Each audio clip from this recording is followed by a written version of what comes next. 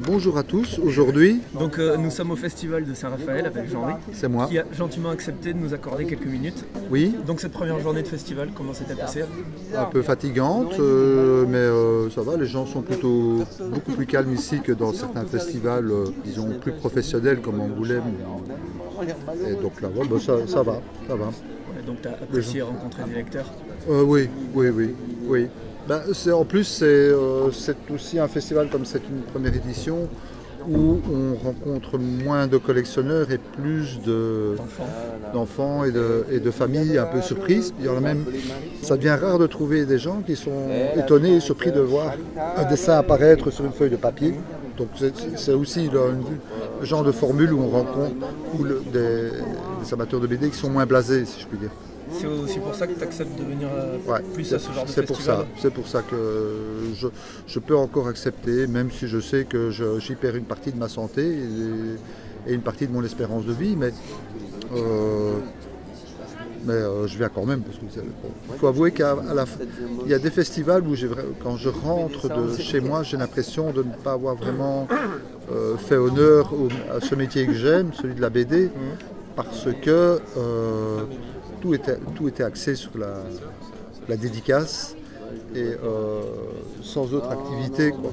Alors que bon, là ici je vois qu'il y a des ateliers très dynamiques pour les enfants auxquels on pourrait d'ailleurs, nous auteurs, être mêlés un petit peu pour voir un petit peu comment ça se passe et donner peut-être des conseils ou bien des encouragements ou des découragements. Comment? C'est prévu là ou c'est toi là qui... Non, c'est moi qui parle tout haut. D'accord. Moi je prolonge mon raisonnement, j'ai tendance à accepter le festival aussi où on propose autre chose que dédicace, souper, auteur, dodo.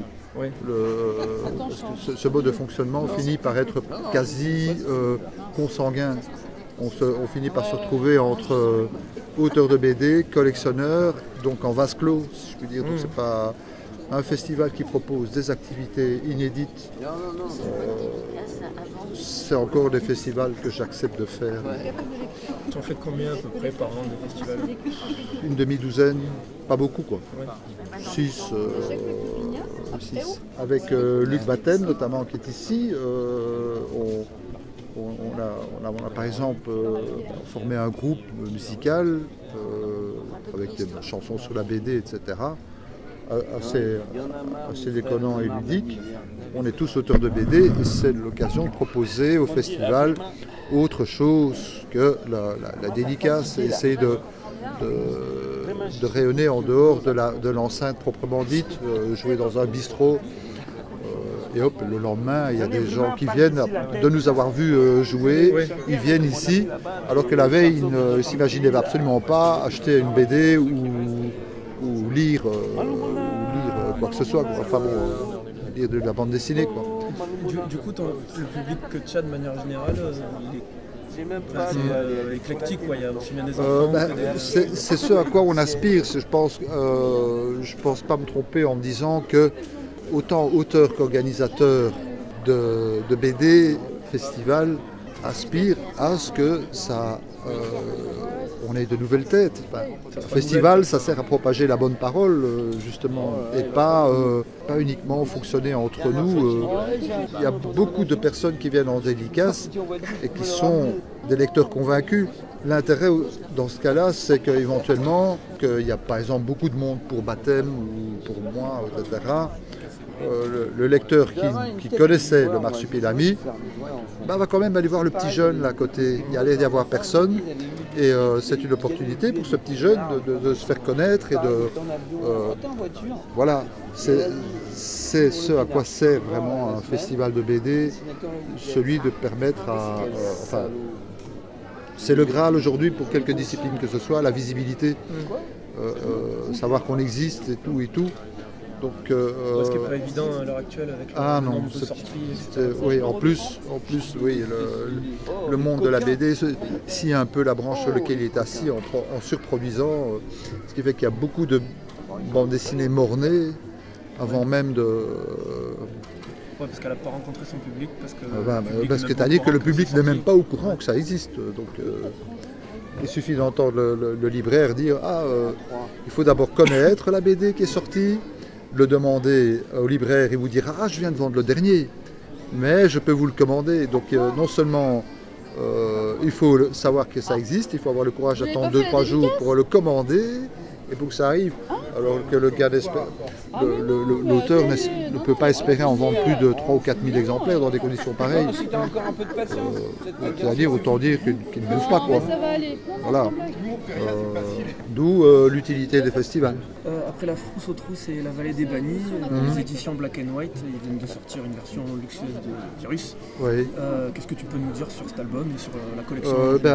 D'abord, c'est une immersion dans le temps. J'ai dû replonger dans mes originaux et je ne reviens toujours pas que le lecteur en général et mon éditeur en particulier. Là, tu parles de Black and White ou de Dupuis? Je parle de la bande dessinée proprement dite. Parce que, il s'agit de le dire quand même, Black and White, ce sont des scans couleurs. C'est-à-dire même la moindre crotte de mouche, toutes les empreintes digitales, la tache de café au lait, tout ils n'ont pas bougé la planche telle qu'elle était. Donc quand je vois ces planches, je les vois et j'entends même, je vais jusqu'à entendre la musique que j'écoutais quand je le dessinais. Et ah oui, là c'est ma copine qui m'a emmerdé. Et là, ah oui, là j'avais mal aux pieds. Donc c'est vraiment une machine à remonter le temps. Et cette machine me dit comment est-ce possible qu'on ait accepté de publier un travail pareil alors qu'il s'agissait d'un personnage comme Spirou et Fantasio, un personnage qui est... Donc tu en profites pour les relire au moment de... Oui, mais je ne le lis pas de façon appuyée parce que ça me bousille le moral. Je me dis que je pourrais même en vouloir à mon éditeur d'avoir publié un truc pareil, quoi. Mais là, tu parles qu'en termes de dessin, pas en termes de dessin, non. Le scénario aussi. Je trouve que quand même, l'air de rien, malgré le fait que c'était un dépucelage pour Tom de faire du scénario, il est pas mal. Il est pas mal. Et je pense qu'on doit au scénario le fait que ces albums tiennent encore le coup aujourd'hui, quoi, si je puis dire. L'intérêt est purement quasi fétichiste, tu es d'accord avec moi? Oui. C'est-à-dire, moi j'en profite pour dire que je comprends pas très bien les gars qui veulent acheter des planches. Parce que pour moi la finalité, mon travail c'est pas une planche, c'est une transition nécessaire, voire mais moi mon œuvre c'est l'album, c'est le bouquin qui a été conçu pour une bonne lecture et tout, je ne vois qu'une posture fétichiste dans l'intérêt. Mais est-ce que tu peux comprendre que quelqu'un passionné de dessin, ça peut s'intéresser oui, je peux comprendre. Mais je trouve ça un peu tordu quand même. Je suis pas obligé de note. C'est propre au collectionneur également. C'est-à-dire que le collectionneur a tendance. C'est quoi être collectionneur? C'est s'intéresser à un objet et au point de vouloir le décliner. Ouais. De connaître, de tourner autour de cet objet de la cave au grenier. En général, ça devient rapidement compulsif. Moi j'ai été collectionneur et j'ai arrêté un peu comme c'est presque aussi pénible d'arrêter la collection que d'arrêter de fumer, par exemple. Je soupçonne d'ailleurs d'avoir la collectionnite, d'avoir des inductions quasi chimiques chez toi. Sans passer, ça devient... moi, à un moment donné, j'étais dans une collection et plus que le plaisir des objets que je possédais, je souffrais de celui que je ne possédais pas. Alors là, je dis, il est temps d'arrêter, quoi. Parce que, donc voilà, je dis ça, c'est un prolongement de ma réflexion par rapport aux originaux, la collection des originaux. Moi, je n'en vends pas et j'en donne à il m'arrive parfois d'en donner un à des auteurs de BD en général, des gars qui savent un petit peu, qui sont un petit peu de la maison en quelque sorte, qui le mettent en... Et pour finir, il y a un petit côté trivial quand même dans le... je suis un raconteur d'histoire, je ne suis pas un vendeur d'art, tu vois ce que je veux dire? Ou bien il s'agit de remettre un petit peu en question mon profil.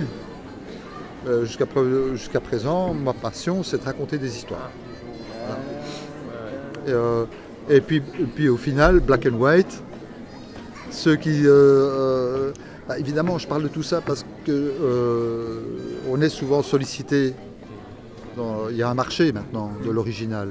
Et parfois un petit peu... et c'est pas n'importe quoi, c'est Sotheby's, c'est des machins, des gros noms ronflants de la vente aux enchères qui s'en mêlent. Donc il y a un vrai marché. Mais... ça vise entre guillemets une élite quand même, parce que souvent les prix sont insensés. Sont vraiment insensés. Mais bon, en même temps, je crois qu'on verra comment ça va évoluer. Je ne serais quand même pas surpris que... parce que gagner sa croûte en BD aujourd'hui, j'ai l'impression que ça devient de plus en plus dur, que ce sera un marché qui aura, à un moment donné, sa pertinence et son crédit pour nous permettre de bouffer, tout simplement. Pour revenir à cette collection, les albums ils sortent de manière non chronologique. C'était un choix ou ça c'est le choix de Raphaël. Je pense qu'il voulait d'abord, je pense, un goût personnel de Raphaël, ou peut-être il s'est basé sur le fait qu'il semblerait que l'album le plus phare, on va dire, le plus visible, c'est la Frousse aux trousses et la vallée des bannis. C'est discutable, voilà. Donc on commence par ça, histoire de faire un petit toucher rectal au lecteur pour savoir si le plan vaut la peine. Et puis une fois parti, hop, on sort le premier, Virus, qui a aussi une raison, je dirais, historique, et ainsi de suite. On n'attrape pas des mouches avec du vinaigre, j'imagine qu'il avait quand même une démarche, je dirais, un peu économique avant de se lancer dans quelque chose, s'assurer que ça allait avoir une pertinence économique de faire quelque chose comme ça, s'assurer le coût au mieux, quoi. Mais bon, il y avait quand même déjà... c'est Fournier qui a essuyé les plâtres, si j'ai bien compris. Donc il avait d'abord commencé avec Fournier. Donc si ça a marché avec Fournier, il s'est dit que ça pourrait aussi marcher avec Tom et Jean-Henri. Pour chacune de ces aventures, tu as réalisé un dessin qui reprend une scène. C'est ça, pour faire je ne sais pas si tu as vu, il y a une sérigraphie dedans, voilà, et tout ça. Donc, oui. Du coup, ça t'a fait quoi de redessiner une scène un peu marquante d'un album qui a 20 ans, 25 ans? Il n'y avait aucun sentiment. À part en dédicace, je ne le dessine plus. J'étais simplement, je n'avais ni plaisir ni déplaisir à le faire. J'avais simplement l'assurance tranquille d'être encore capable de le dessiner, alors que bon, ça faisait quand même...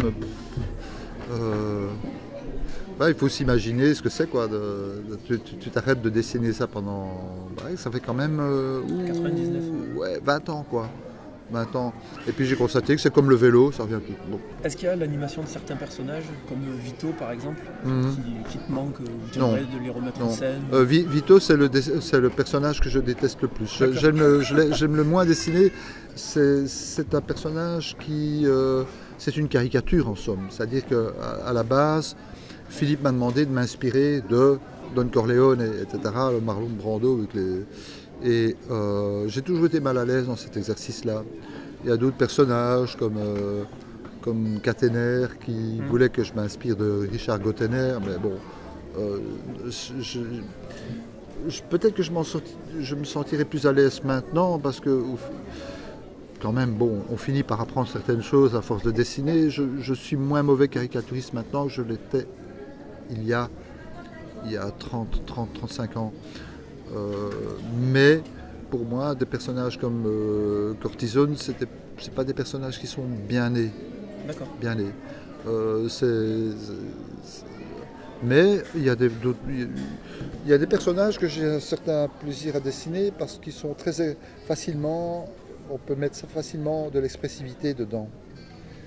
C'est très curieux, je ne sais pas pourquoi, il y a des personnages qui sont... le comte de Champignac par exemple. J'aime beaucoup le dessiner. Il a une physionomie très caractéristique. Il est pas... il est un petit peu insolite, je dirais. Et ça me plaît assez bien.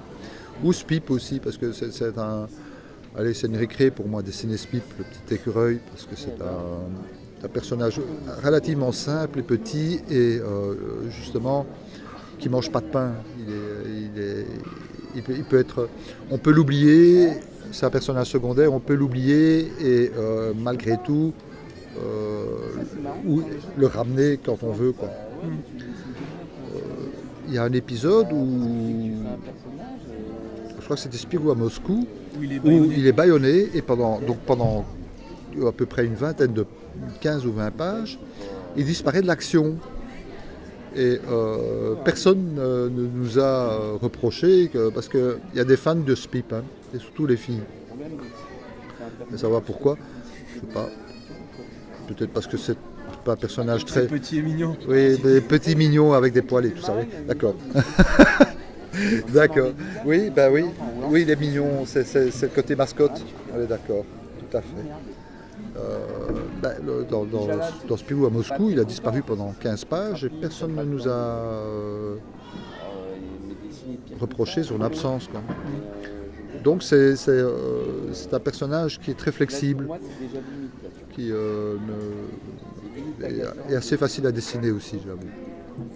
Tu es plus Spirou ou Fantasio? Spirou, clairement. Pourquoi? En fait, je ne suis pas quelqu'un de drôle. Fantasio est quelqu'un de fantaisiste, justement, et ça ne cadre pas du tout avec moi. Moi, je suis très, très sérieux, je vais à la messe tous les dimanches, je vote à droite, et j'ai une belle bagnole. Parfait. Et mes enfants marchent droit. Je trouve qu'il faudrait une bonne guerre pour remettre un petit peu de l'ordre dans ce monde de brutes. Je rigole, hein, c'est pas moi. De quel album tu serais le plus fier, des Spirou Fantasio? L'album dont je suis le plus fier, c'est Machine qui rêve. Pour la difficulté peut-être du Oui, graphisme. pour c'est-à-dire oui, le défi aussi. Le défi que j'estime réussi. J'en suis fier, mais je le ferai. C'est pas mon. Quand même, je me suis contorsionné avec ce que je fais. C'était pas naturellement.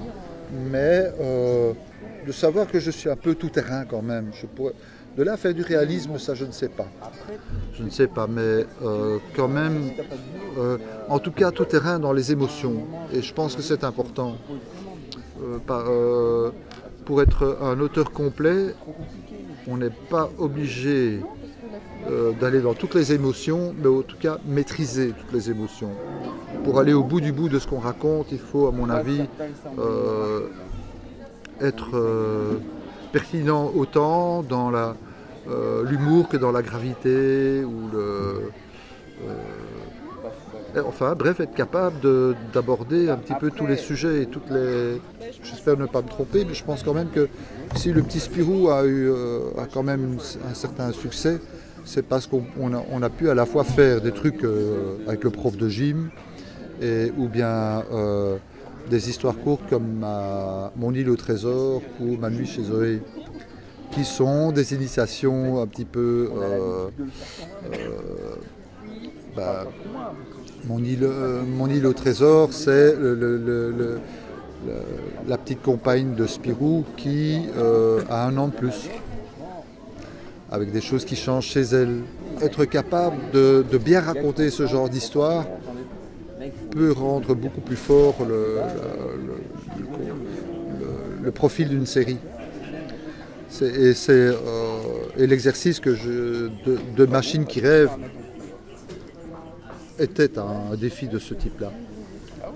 Et comme j'ai l'impression de ne pas avoir eu un trop mauvais bulletin, c'est un album dont je suis plutôt fier. Et ce qui est marrant, c'est pas ça ne vient pas de l'avis des collègues ou quoi que ce soit. Ah oui, c'était Spirou. J'ai eu cette conviction quand, je me souviens à l'époque où on était, Philippe et moi, en voyage, on était au Liban, je crois. Et donc je dessinais dans les bistrots, les terrasses du Liban, etc. Et il y a un type que je faisais Machine qui rêve à ce moment-là, et il y a un type qui est venu, qui est regardé au-dessus de mon épaule, et dit ah c'est toi qui dessines le personnage qui est en rouge là avec le groom là, Spirou. Donc c'était l'avis de quelqu'un qui n'était pas connaisseur, mais qui avait l'ADN, qui avait reconnu de façon subliminale l'ADN de Spirou. Et alors que le dessin était quand même était assez customisé, quoi. Et il n'y avait pas de calots et de choses comme ça. Il y avait très peu d'éléments qui étaient en connexion avec l'univers de Spirou. Et là, je me suis dit, malgré cette espèce de grand écart, ça a passé, donc voilà. J'aimais bien aussi Spirou à New York, parce que c'est le premier sur lequel j'ai voulu sortir de ma zone de confort et travailler au pinceau. Parce que moi, j'ai surtout dessiné au marqueur, à la plume. C'est un travail chirurgical, la plume. Tu demandes à la plume tel trait, elle te fait tel trait. Le pinceau est plus sauvage, plus difficile à maîtriser. Donc ça t'initie à certaines surprises. En bien ou en mal, du coup? En bien ou en mal. Eh bien, plus souvent en bien qu'en mal. Au début, il y avait dans Spirou à New York certaines maladresses, masquées par la qualité du scénario, donc ce qui est bien. Pas trop emmerder là-dessus. Mais après, j'ai appris à dessiner au pinceau. Je dessine qu'au pinceau maintenant. Et en fait, quand tu sais dessiner au pinceau, tu sais dessiner avec n'importe quoi, même un bâton de dynamite ou une bûche. Donc, si tu veux encourager quelqu'un à vraiment maîtriser le dessin, encourage-le à faire du pinceau. Ouais. Pour revenir à Machine qui rêve, à l'époque de la sortie, les avis ont été pas mal tranchés, en bien ou en moins bien. Est-ce que tu penses que là, après maintenant 20 ans, c'est toujours le cas ou les gens sont plus nuancés sur l'album? Les gens sont plus nuancés. Mais bon, on peut pas dire que... je ne me base qu'un petit peu sur le streaming, ce qui se dit. J'ai pas l'impression. En tout cas, il y a prescription maintenant. Ouais. Donc, et puis, je pense aussi que Spirou a depuis 20 ans vécu quelques tempêtes qui ont alimenté une certaine indulgence par rapport à la tentative, par rapport à notre tentative de faire autre chose. Entre nous, il s'agissait pour nous de faire autre chose parce que il fallait renouveler le lectorat, donc essayer de bousculer un petit peu aussi les habitudes, parce que la série devenait un peu compulsive. C'est le numéro 42 qui succédait au 41 et qui précède le 43, et il y a une forme de ronronnement. Or, la visibilité, c'est quelque chose d'important, comme je le disais, et pour ça, il faut parfois marquer les esprits avec une certaine audace, voire une témérité, quoi. Voilà, ce qui a été perçu comme téméraire, finalement, c'est rentré dans le rang depuis, d'autant plus que aujourd'hui, il y a ce qu'on appelle les spin-offs. Tout le monde en a fait un, quasi. Johan Shiva, et des personnages, des auteurs, c'est très contrasté, quoi. Émile Bravo, Stéphane Coleman, il y a Franck P, Marc Hardy qui en fait un, où là, on est dans le contraste, quoi. Du coup, dans quelle mesure, là, après ça, Machine qui rêve ne rentre pas un peu dans le rang. Au pire, on le considère comme un... Mais ce qui est un peu regrettable, on en a parlé, c'est que pour le moment, il n'y a plus vraiment de pilote dans l'avion. La pertinence d'une série comme Spirou et Fantasio, c'est que la série, proprement dit, continue dans l'esprit dans lequel elle a été conçue, tout en évoluant. Parce qu'à y regarder de près, je ne trouve pas spécialement que Machine qui rêve est vraiment révolutionnaire et iconoclaste. D'abord parce qu'il y a un type dans un bistrot au Liban qui m'a dit « Tiens, tu dessines Spirou, toi ?» Donc ça veut dire qu'on n'était pas spécialement... Peut-être que tu l'aurais fait dans un graphisme plus conventionnel comme d'habitude, oui. Peut-être qu'il serait passé inaperçu. Oui, tout à fait inaperçu. Voilà, tout simplement. Je crois que oui, le résultat de Machine qui rêve a été positif. C'est-à-dire que ça a créé une certaine polémique. Il y a eu de nouveaux lecteurs et ça a un peu fâché les anciens. Ce qui est une sorte de... une petite claque, ça pique un petit peu, ça fait du bien. Et puis bon, encore une fois, aujourd'hui, c'est ceux qui n'étaient pas d'accord, je ne sais pas ce qu'ils doivent penser aujourd'hui de Schwartz et Yann, le groom vert de gris, où vous étiez, enfin, ça va quand même, bon, ça reste un album normal, Machine qui rêve. Mais enfin bon, voilà, j'aimais bien parce que c'est... En fait, moi je travaille surtout pour le noir et blanc. Oui. Sans doute parce que je ne fais pas confiance aux coloristes, mais j'estime qu'une planche qui ne tient pas en noir et blanc ne tiendra pas mieux à la couleur. Il ne faut pas trop compter sur la couleur pour sauver le dessin. Donc ma façon de travailler, c'est d'abord le noir et blanc. Or, c'était un épisode très noir.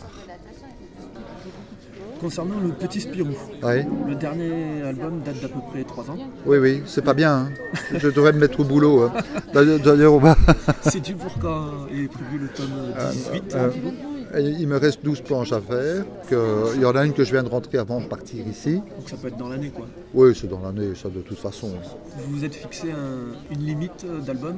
Par exemple la frise ou terminer la frise qu'il y a sur les dos? Oui, non, je pense que si à un moment donné on arrête le Petit Spirou, c'est parce qu'on n'aura pas envie de faire l'album de trop. On est tous d'accord en tant qu'auteur, on aspire à ne pas être obligé de faire des albums en plus parce que voilà, un gars comme Bill Watterson qui dessinait Calvin et Hobbes, il a été assez riche que pour pouvoir dire l'album de plus que je vais faire ne va rien apporter à moi et encore moins au lecteur. Au contraire, ça risque de casser un peu le mythe, l'album de trop, comme on dit. Donc je ne peux pas encore dire, mais je sens quand même qu'à un moment donné, je vais être un petit peu fatigué. J'aurais en tout cas envie d'explorer d'autres modes d'expression que la BD. Et peut-être des modes d'expression non pas plus sophistiqués comme la 3D ou des machins comme ça, mais peut-être plus artisanales comme la sculpture ou la peinture ou la céramique, des choses comme ça. Tu penses que dans le Petit Spirou, il y a encore des tabous à transgresser Oui, surtout aujourd'hui, je pense que l'humanité n'a pas son pareil que pour trouver des tabous alimentés. On en invente tout le temps. Oui. Mais bon, je dirais que le sport devient un petit peu plus compliqué maintenant. Ce qui est normal. Oui, c'est-à-dire que il y a comme le climat aujourd'hui est un petit peu plus tendu qu'il y a. Il y a que des mecs comme moi de 60 ans qui peuvent le dire. Hein, pas connu comment ça se passait. Dans les années 70, on était tous à poil, on courait dans les couloirs de Chez Dupuis, il n'y avait aucun tabou. Maintenant, non, c'est pas du tout ça. C'est le climat au niveau de la société. En général, quand ça va mal, quand on multiplie les frustrations au sein de la société, on dégaine la censure. Et la censure est une façon de recadrer le mode de fonctionnement d'une société pour les remettre sur des rails. Donc ça pour toi, Tom, ça peut être moteur de gag Si, il y en a, c'est des moteurs de gag, mais on sent Peut-être plus de gants qu'avant. Il faut être plus, oui, des gants. Parce qu'on est plus facilement mal compris. Et d'ailleurs, on peut même soupçonner les gens de volontairement voir le mal où il ne l'est pas, quoi. Ouais. C'est le climat. Mais il y a de la matière. Il y a de la matière. Sur cette série, tu as beaucoup travaillé avec Dan. Oui. Comment s'articulait le travail entre toi et lui? C'était surtout technique, hein, c'est-à-dire qu'on avait beaucoup de boulot. Moi, je faisais des mises en page, c'est-à-dire les masses et tout. Et lui transposait ça au crayonné et moi, je faisais la mise à l'encre. C'était un travail purement technique, quoi. Donc toi, tu avais la touche finale quand même à l'encre? Oui, oui.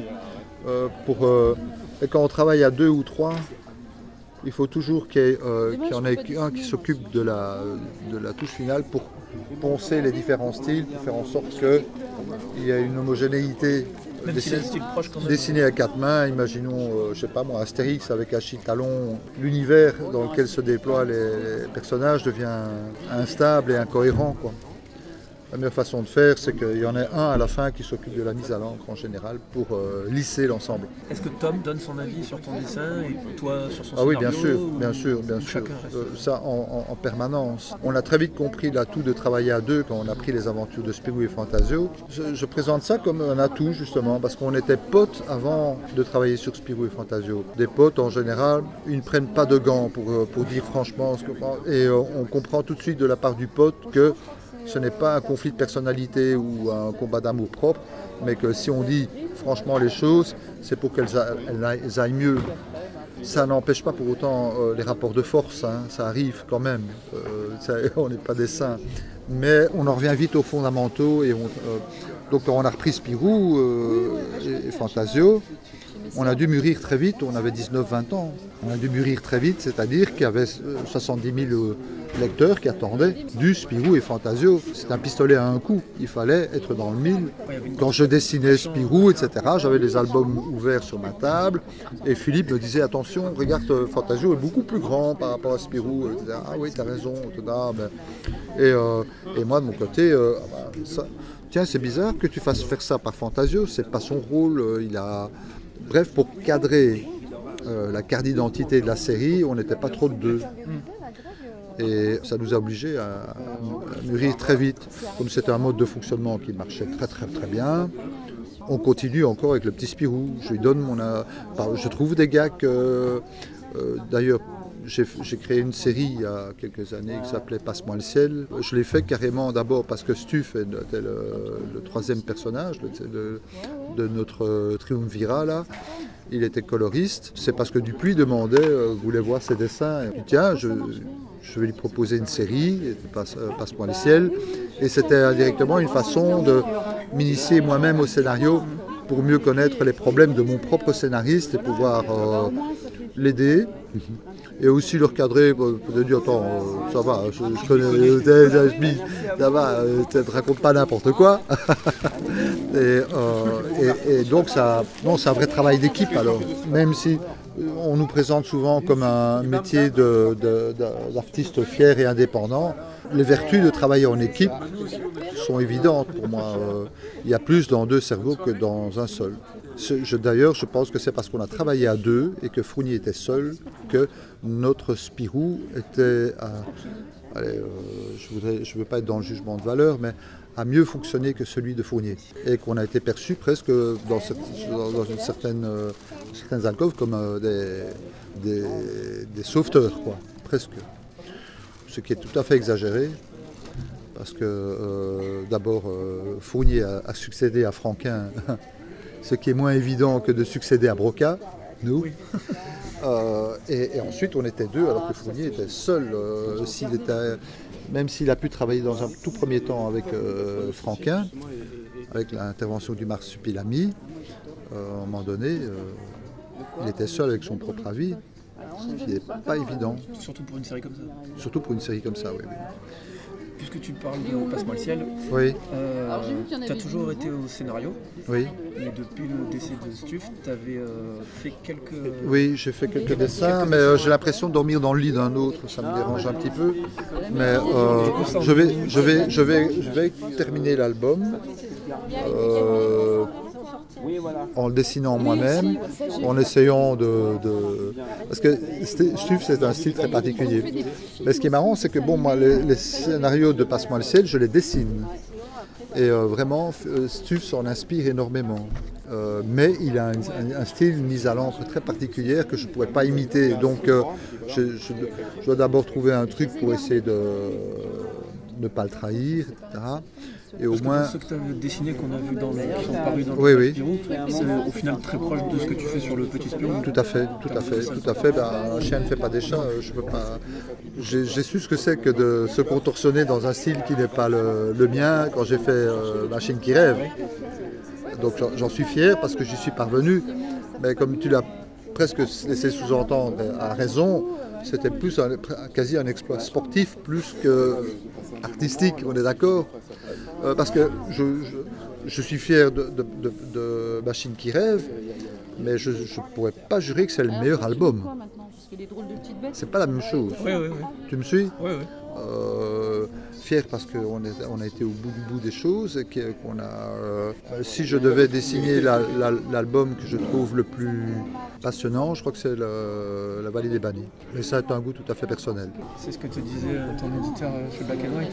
Oui, je suppose. Voilà, c'est ce qui m'a inspiré. Cette réponse, c'est-à-dire que Black & White a d'abord, je suppose, pour justement tâter le marché, tâter le terrain. Il a d'abord sorti du lourd, c'est-à-dire ce qu'il estimait être l'album le plus, comme Franquin, c'est le nid des marsupilamis, quoi, avant de voir si on peut aller plus loin. Est-ce que tu sais si une intégrale de Passe-moi le ciel ou du Petit Spirou c'est dans les tiroirs chez Dupuis? Je n'en sais absolument rien. Pour le moment, je n'ai pas beaucoup de contact avec Dupuis. Ils ont fait un peu feu de tout bois puisque il y a une collection avec le Petit Spirou où c'est mon prof de calcul, etc. C'est le compile à thème. Voilà. En soi, c'est pas une mauvaise idée mais ça reste quand même du réchauffé. Oui. D'accord. Une intégrale aussi. Une intégrale également. Oui. Tandis que l'intégrale de Black & White, c'est une autre dimension. C'est justement, comme je t'ai expliqué, c'est l'escalpe couleur, donc avec vraiment au dos écrit la liste des courses qu'on fait au Spar ou ne pas oublier d'acheter des saucisses au Leclerc, tout ça, il y avait de tout sur ces planches-là. L'intention n'est pas la même. Sur Poussin Premier, il était annoncé un tome 3 sur le tome 2. C'est-à-dire, pour moi, c'est un peu de l'acharnement thérapeutique. J'étais un peu mal à l'aise avec cette série parce que je ne savais pas à quel public c'était destiné. Et je soupçonne d'ailleurs Eric Emmanuel Schmitt de ne pas le savoir lui-même. Donc travailler avec un scénariste qui ne m'éclaircit pas le chemin à suivre, c'est un petit peu inconfortable. Donc j'ai fait les 2 premières pages du 3e, histoire d'être en accord avec le contrat, et puis j'ai dit j'ai arrêté. Donc là c'est fini quoi. Oui, je pense que. Sauf si on me propose une île dans le Pacifique avec un hélicoptère, 2 yachts et 3 prostituées, tout ça, pour que j'en fasse un 3e. J'ai dit, allez, la vie est courte, je vais accepter. Mais non. Puis même pas. C'était une fausse bonne idée, je crois, Poussin. On est tous passés par là, avoir des fausses bonnes idées. Le défi est de s'en rendre compte à temps que c'est une mauvaise idée. Tu as parlé de tes projets, peut-être de partir à terme de la BD pour faire de la sculpture ou autre. Pour rester dans la BD, est-ce que tu as d'autres projets en vue ou des envies, des choses que tu voudrais faire avant de passer à autre chose? Mon envie actuelle, ce serait d'aller au bout de Passe-moi le ciel. C'est mon meilleur pote, Steph. J'ai l'impression de lui devoir d'aller au bout du bout, quoi. Puis pour le reste, le Petit Spirou, je suis quand même impatient d'en sortir un prochain parce que c'est un petit peu dispersé. Et puis ma gonzesse, c'est tout ça, ma petite famille, je vais m'en occuper aussi, tiens. Voilà. Super, merci beaucoup Jean-Louis.